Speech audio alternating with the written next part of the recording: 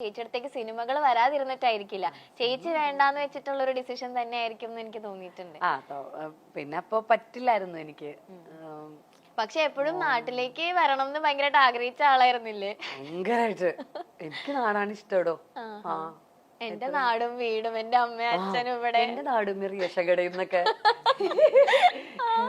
നമുക്ക് നമ്മുടെ നാടും നമ്മുടെ റേഷകടയും പട്ടണത്തിൽ സുന്ദരിൽ പറഞ്ഞ പോലെ.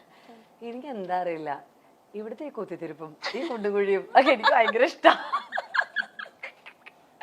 ഇവിടുത്തെ നമ്മളോരോന്നും അറിയില്ലേ, ഓ കേരളത്തിലെ ട്രാഫിക്, കേരളത്തിലെ മറ്റേ വൃത്തിയില്ലായ്മ ഒക്കെ ഉണ്ടല്ലോ. പക്ഷെ എന്താന്നറിയില്ല, വേറെ എവിടെ കൊണ്ടിട്ടാലും എനിക്ക് ഇതൊക്കെ തന്നെ പറ്റും. ഞാൻ ഇടയ്ക്കിടയ്ക്ക് ആലോചിക്കും കൊതുകടിയും മെയിൻ എടുത്ത് പറയണം. എന്തൊക്കെ ആയാലും ശരി, ഒരു ഒരു പ്രത്യേക വികാരമാണ്. എനിക്ക് തോന്നുന്നു എല്ലാവർക്കും എങ്ങനെയാണോ അറിയില്ല. അല്ല, കുറെ ആൾക്കാര് എന്റെ കസിൻസ് ഒക്കെ തന്നെ UK പോയിട്ട് അവരവിടെ വീട് മേടിച്ച് സെറ്റിൽ ആവുക. അപ്പൊ നമ്മൾ ഇവിടുന്ന് UK പോണല്ലോ, അവരിടയ്ക്കൊന്ന് നാട്ടിലേക്ക് വരുള്ളൂ. ട്രിപ്പൊക്കെ പോവില്ലേ നമ്മൾ ഇവിടുന്ന് ഒരു 10 ദിവസം, അത്രേ ഉള്ളൂ. അപ്പൊ എനിക്ക് ഭയങ്കര പ്രശ്നമായിട്ടോ, എനിക്ക് ഭയങ്കര സഫക്കേഷനാ. ഞാൻ ചോദിക്കാം, നിങ്ങൾ എങ്ങനെ ഇത്രയും ദിവസം അവിടെ അഡ്ജസ്റ്റ് ചെയ്ത് ഒന്ന് പറഞ്ഞു തരുമോ?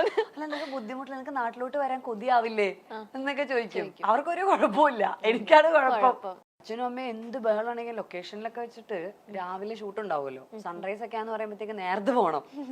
അപ്പൊ രാവിലെ എന്നെ കുത്തി ഉണത്തു അച്ഛ 5 മിനിറ്റ് വീണ്ടും ഉറങ്ങും.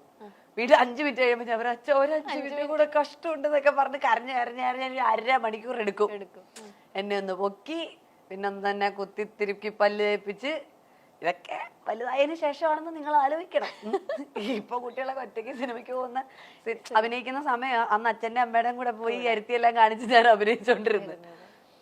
അങ്ങനെ ഒക്കെ ആയ ഞാൻ ഇതൊരു സുപ്രഭാതത്തില് നമ്മൾ നാളെ എണീറ്റ് അങ്ങ് അമ്മയാവുകയാണല്ലോ എന്ന് വെച്ചാല്, ഓക്കെ ഗർഭിണിയാണ് എന്ന് വിചാരിച്ചപ്പോ നമുക്ക് പ്രത്യേകിച്ച് മാറ്റമൊന്നുമില്ല. ഇത് പ്രസവം കൂടെ കഴിയുന്നു, ഞാൻ അമ്മയായി, അത് സെറ്റല്ലേ. പക്ഷെ അതിലെന്തോ ഭയങ്കര ഒരു മാജിക് ഉണ്ട്.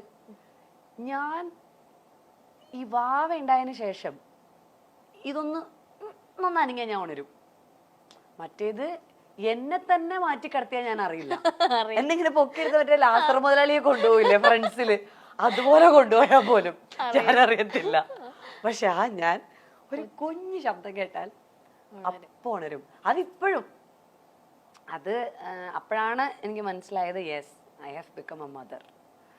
അവിടെയാണ് ഞാൻ അമ്മയായി എന്നുള്ളത്. അല്ലാതെ എൻ്റെ ഒരു കാര്യത്തിൽ അമ്മയൊന്നുമില്ല. പക്ഷെ ഇങ്ങനെയുള്ള ചില കാര്യങ്ങൾ വരുമ്പോൾ, അല്ലെങ്കിൽ അവന് വിശക്കുമ്പോൾ, അവൻ്റെ കൂടെ എവിടെയെങ്കിലുമൊക്കെ ഞങ്ങൾ ഒരുമിച്ച് ചെറുതായിരിക്കുമ്പോൾ പോകുന്ന സമയത്ത് അവന് വേണ്ട എല്ലാ മീലുകളും കഴിച്ചില്ലെങ്കിൽ ഒക്കെ എൻ്റെ കയ്യിൽ പ്രിപ്പയർഡ് ആയിരിക്കും. അതൊക്കെ ഞാൻ അമ്മയായതിൻ്റെ ഭാഗമായിട്ട് എനിക്ക് ഞാൻ പോലും അറിയാതെ വന്ന റെസ്പോൺസിബിലിറ്റീസാണ്. ഉള്ളിൽ നിന്ന് വന്ന റെസ്പോൺസിബിലിറ്റി, ഉറക്കത്തിൽ വന്ന റെസ്പോൺസിബിലിറ്റിയാണ് എനിക്ക് മനസ്സിലാകത്തത്. എനിക്ക് അൺബിലീവബിൾ ആയിട്ടുള്ള ഇപ്പൊ ഞാനൊരു ചെറിയ അനക്കം കേട്ടാലും ഉണരും.